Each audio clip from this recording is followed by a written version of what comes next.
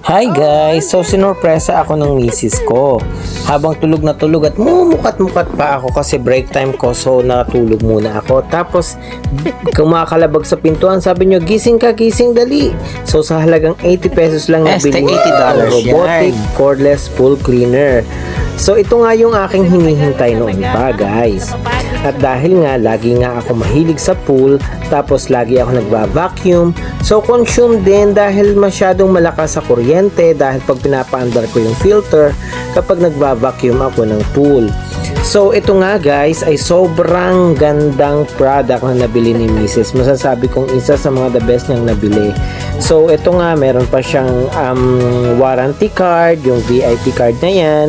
Pero tingin ko maingat naman ako so far. So yun, tapos may user's manual din yan na kung saan binasa ko maigi para naman maingatan ko yung gamit talaga.